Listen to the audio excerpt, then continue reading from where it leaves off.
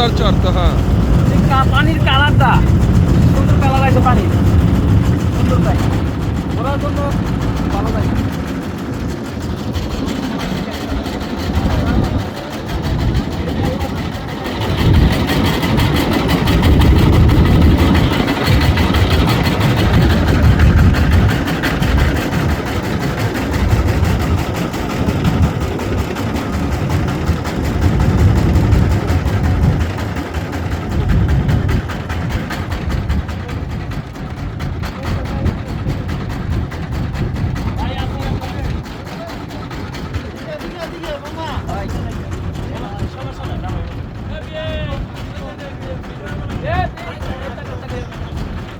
Shipon